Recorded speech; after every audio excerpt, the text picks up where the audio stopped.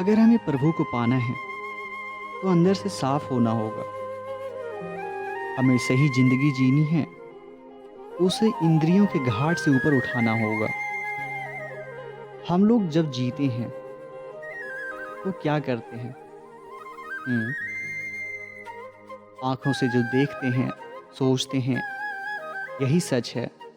कानों से जो सुनते हैं, कहते हैं कि मैंने ये खुद कानों से सुना है, यही सच होगा।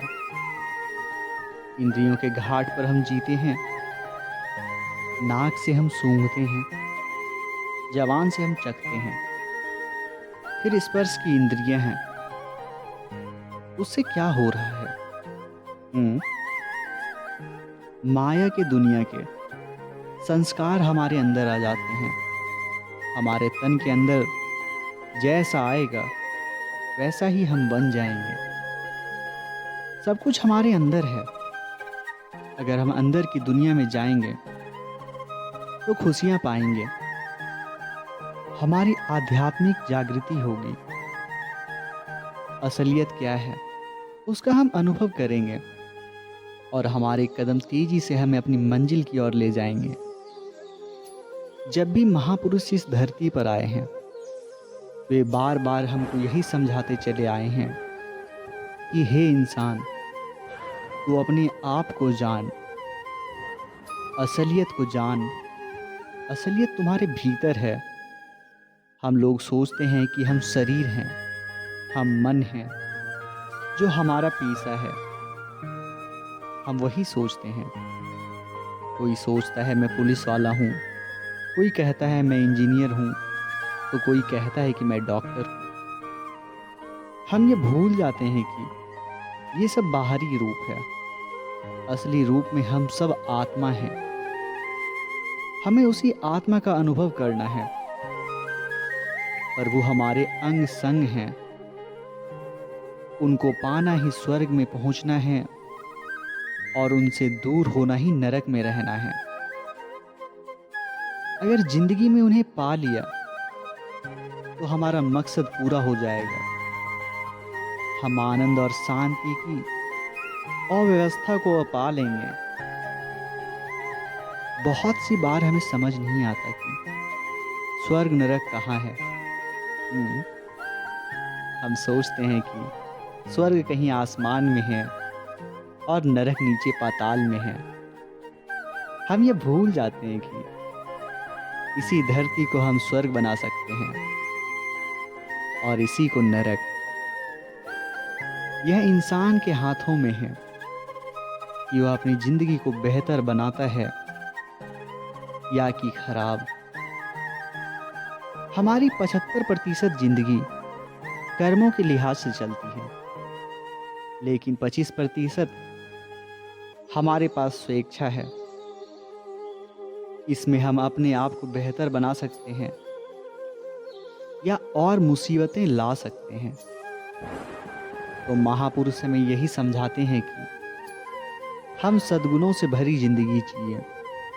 एक ऐसी जिंदगी जिए जिसमें हर एक कार्य, हर एक बोल, हर एक विचार प्रेम से भरपूर हो तथा जिसके द्वारा हम औरों की जिंदगी में कुछ सुख चैन ला सकें। अगर औरों की जिंदगी में सुख चैन लाएंगे तो अपनी जिंदगी में सुख चैन अपने आप आना शुरू हो जाएगा। इसके लिए हमें विचारों की दुविधा से मुक्त होना होगा।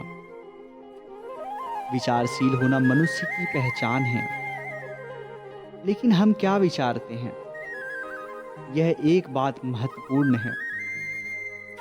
एक साधु के संन्यास लेने के बाद भी उसके मन में जाति, धर्म, संप्रदाय का विचार है, तो ऐसे साधु होने से क्या लाभ?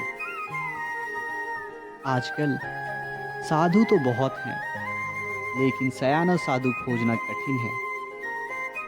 एक साधु मेरे गांव आया। वह कहता है कि मैं जैन साधु हूं। साधु कहीं जैन हो सकता है क्या?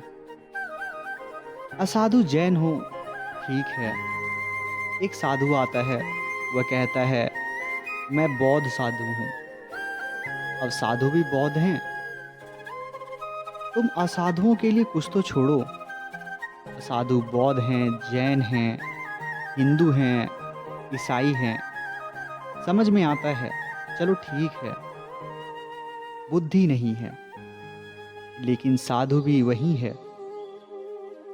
संसार छोड़ देता है, घर छोड़ देता है, पत्नी बच्चे छोड़ देता है, धन छोड़ देता है। लेकिन जैन धर्म नहीं छोड़ता, बौद्ध धर्म नहीं छोड़ता, उसको पकड़ कर रखता है। जंगल चला जाता है, लेकिन रहता है जैन, हिंदू, मुस्लिम, उसमें फर्क नहीं आता। कबीर कहते हैं, वही साधु सयाना है जिसका कोई पक्ष नहीं, विपक्ष नहीं। कबीर तो ग्रामीण हैं, गांव के अनुभव ही उनके प्रतीक हैं। कहते हैं, ज्यों खर स्यों खर बंधिया, यूं बंधे सब लोए, जाय के आत्म दृष्टि है, साचा जन सोए। अगर तुम्हें गधे का कुछ अनुभव हो, मैं जिस गांव में पैदा हुआ वहाँ काफ़ी गधे हैं, और मैं जानता हूँ कि कबीर का मतलब क्या है। अगर गधे को खूंटी से बांध भी दो तो भी हो सकता है कि खूंटी ले भागे, लेकिन एक गधे को दूसरे गधे से बांध दो, फिर वे कहीं नहीं जाते। क्या हो जाता है? क्योंकि एक गधा बाएं खींचता है तो दूसरा दाएं खींचता है, वे कहीं नहीं जाते, वहीं खड़े रहते हैं। क्योंकि एक गधा बाएं जाएगा, दूसरा दाएं। गधे हैं, एक साथ जा नहीं सकते ना। मेरे गांव का तो मुझे पता है। मैं भी पहले हैरान हुआ था कि इनको एक दूसरे से क्यों बांध देते हैं। फिर पता चला कि यही उसका सुगतम उपाय है। खूंटी तो वे उखाड़ भी ले, खूंटी गाड़ने का झंझट भी क्या करना। कुम्हार दिन भर काम करने के बाद आता है, एक गधे को दूसरे गधे से बांध देता है, बस पर्याप्त है। वे कभी भी कहीं नहीं जाएंगे। तुम अनंत काल के बाद क्यों ना आओ, वहीं पाओगे। क्योंकि जा कैसे सकते हैं, विपरीत खींचते हैं ना। तुमने शायद एक यूनानी कथा सुनी हो, एक बहुत विचारशील गधे की। बड़ा विचारक गधा हुआ। वह बड़ा दार्शनिक था और तर्कनिष्ठ था। सभी गधे होते हैं, दार्शनिक, तर्कनिष्ठ। बुद्धि से जीना ही गधापन है। भूखा था, किसी शैतान ने मजाक किया और तो घास के ढेर दोनों तरफ लगा दिए, बराबर दूरी पर। गधा बीच में खड़ा था, गर्दन में कोई फांस नहीं था, स्वतंत्र खड़ा था। लेकिन विचारक गधा था। सोचने लगा, बाएं जाऊं कि दाएं। क्योंकि विचार करने वाले बिना सोचे समझे एक कदम नहीं उठाते। भूख बढ़ती गई और गधा निर्णय नहीं ले पाया। क्योंकि दोनों पक्ष बराबर मालूम पड़े। बराबर दूरी बाएं की, बराबर दूरी दाएं की। एक कदम दाएं उठाए तो सोचे, क्यों, बाएं में क्या गलती है। तो दूसरा कदम बाएं उठाए तो ख्याल आया कि दाएं में क्या भूल है। निर्णय नहीं कर पा रहा था ना गधा। सोचता रहा। लेकिन भूख तुम्हारे सोचने के लिए थोड़ी ही रुकी रहती है। गिर पड़ा वहीं, इतना भूखा था कि। लेकिन सोच जारी रही। कहते हैं, गधा मर गया। घास के ढेर दोनों तरफ जैसे के तैसे लगे रहे। वह बीच में रहा, मध्य में, और तय भी नहीं कर पाया। इंसान का हालात भी वैसा ही है। दोनों तरफ परमात्मा का ढेर लगा है।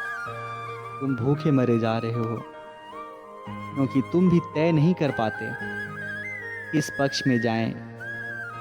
हिंदू बने कि मुसलमान, ईसाई बने कि बौद्ध, क्या बने। किसको माने, किसके पीछे चलें, कौन से शस्त्र की पूजा करें, कौन से मंदिर में, कौन से गुरुद्वारे में सिर टिकाएं। तो ज़्यादा सोचे समझे नहीं, इन विचारों की दुविधा से मुक्त हो जाएं, क्योंकि हम खुशी पाने के लिए पैदा हुए हैं। हम खुशी पाने के लिए जन्मे हैं। यह बात स्पष्ट है कि प्रेम, स्नेह, आत्मीयता और करुणा के भाव से खुशी मिलती है। मेरा मानना है कि हम में से प्रत्येक व्यक्ति के पास खुश रहने, खुशी पैदा करने वाली आत्मीय व करुणामयी मानसिक अव्यवस्था का आधार है। वास्तव में हमारे भीतर जो करुणा व्यक्त करने की क्षमता है, बल्कि मैं ऐसा मानता हूं कि मनुष्य का मूल स्वभाव शिष्टता है। मेरे कुछ और भी कारण हैं। मुझे लगता है कि मानवीय स्नेह या करुणा का विषय सिर्फ एक धार्मिक मुद्दा नहीं है। यह व्यक्ति के दैनिक जीवन से जुड़ी बात है। यदि हम आरंभ से अपनी मृत्यु तक के जीवन के स्वरूप को ध्यान से देखें, तो हम देख सकते हैं कि दूसरों से प्राप्त स्नेह के द्वारा किस तरह हमारा मूल रूप से पोषण होता है। यह जन्म के साथ शुरू होता है। जन्म के बाद हमारी सबसे पहली क्रिया क्या होती है? हम अपनी माँ या किसी अन्य का दूध पीते हैं। यह स्नेह व करुणा का प्रधान क्रिया है। इसके बिना हम जीवित नहीं रह सकते। इतना तो स्पष्ट है कि यह क्रिया जब तक पूरी नहीं हो सकती, जब तक परस्पर स्नेह का भाव ना हो। बच्चे की ओर से यदि दूध देने वाले व्यक्ति के प्रति स्नेह या किसी तरह के जुड़ाव का भाव ना हो, तो शायद बच्चा दूध भी ना पिए। इसी तरह माँ या किसी और से स्नेही भाव के बिना दूध का बिना रुकावट उतरना संभव नहीं है।